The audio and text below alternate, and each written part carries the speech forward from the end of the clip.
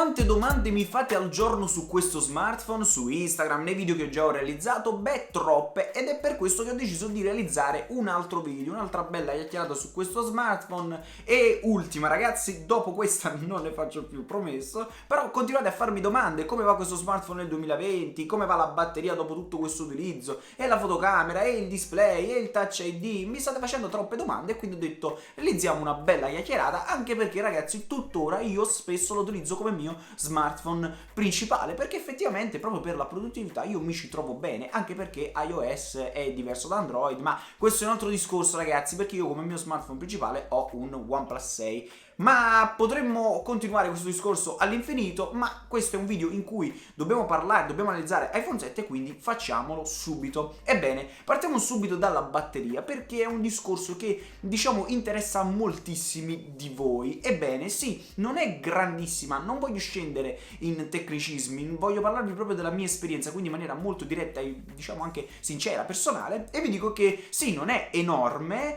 e magari potreste avere di più anche con lo stesso prezzo, anche se magari ricondizionato costa sui 200 euro, e vi lascio magari qualche link in descrizione per acquistarlo ad un prezzo bello che accessibile. Ma per quanto riguarda il prezzo sarà argomento di un altro, appunto, un'altra fase del video. Ma comunque vi stavo dicendo che sì, magari allo stesso prezzo potreste avere uno smartphone magari anche con una batteria migliore, ma comunque lui in generale mi riesce a soddisfare in un certo senso, perché non è grandissimo, ma comunque mi garantisce le 4 ore di display attivo tipo, ed è una cosa che, ragazzi, si avvicina anche, guardate un po', a lui,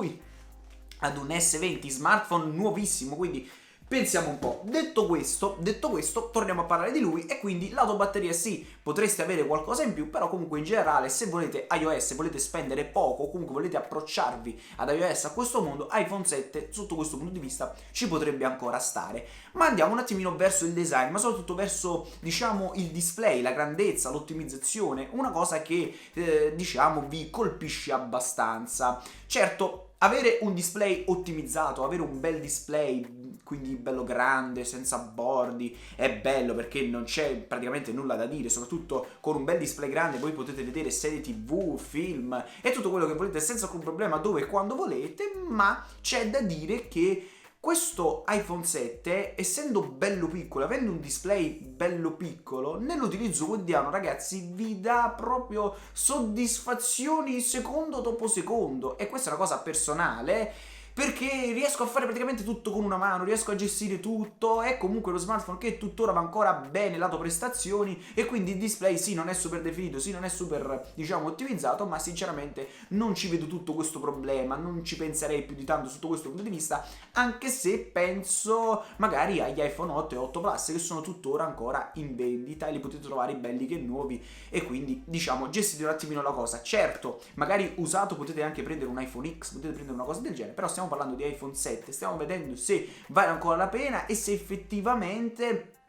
c'è qualcosa che magari vi colpisce proprio dentro e vi fa dire: ma sai che c'è di nuovo, non lo prendo proprio, non lo metto nemmeno in considerazione. Ebbene, secondo me lato display non c'è tantissimo da dire. Comunque è lo stesso smartphone del 2019, è lo stesso smartphone di sempre, ed è uno smartphone che lato display vi darà comunque delle buone soddisfazioni, perché riuscite a fare praticamente tutto con una mano senza alcun problema. È una cosa da non sottovalutare che questo display vi garantisce, è quello che poi abbiamo leggermente più in basso, o meglio il Touch ID, che se per molti magari adesso è un qualcosa in più e magari potrebbe essere meglio quello sotto al display o quello nel posteriore, io lo amo veramente, ragazzi. È una cosa comodissima, ormai sono veramente abituato e ho provato sia iPhone XR, quindi le nuove gesture, provo e comunque utilizzo un iPhone,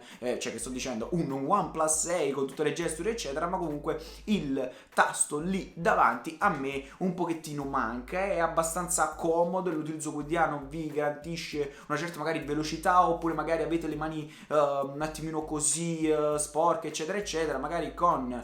il Touch ID non funziona, voi comunque potete attaccare senza problemi, riattivare lo smartphone. Comunque è buono, funziona comunque bene, sinceramente 9 volte su 10 mi sblocca sempre lo smartphone, ma è comunque in questo caso qualcosa di molto soggettivo. Andando avanti poi vi posso parlare sempre di prestazioni. E beh, lato prestazioni certo non è un fulmine, non è per niente paragonabile a tutti gli smartphone che stanno continuando ad uscire, veramente ragazzi è proprio un altro mondo, però comunque si difende ancora bene, il processore non è uno degli ultimi, ma nonostante ciò lui va molto bene, saranno gli aggiornamenti, sarà iOS così ottimizzato, ma ragazzi non mi dà problemi, soprattutto su Instagram. Con l'aggiornamento, uno degli ultimi che ho fatto, lui va proprio bene, anche per quanto riguarda lo scroll delle stories, eccetera, eccetera. Veramente ragazzi non mi dà problemi, è abbastanza veloce e anche con il gestore delle pagine si ci mette qualche secondino in più, però una volta avviato lui va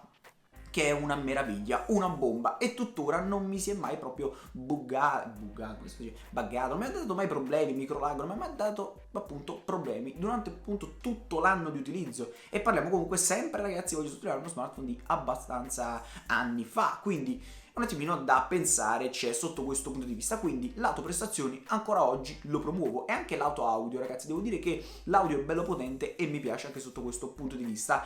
ma dove va proprio a perdere, dove veramente secondo me abbiamo proprio quella mancanza forte, è il lato fotografico. Allora, le foto sono buone per il prezzo a cui attualmente lo potete acquistare, però il singolo sensore, diciamo lo zoom, il grandangolo, l'ultra grandangolo soprattutto, i video che sono andati molto avanti, le foto che sono molto più dettagliate su altri smartphone, beh qui la mancanza la sentite assolutamente, però anche qui magari ci sono smartphone che ancora oggi fanno leggermente peggio di lui, quindi c'è un attimino da pensare, però secondo me lato foto, secondo me è l'unico comparto, comunque l'unica caratteristica che effettivamente attualmente potreste trovare,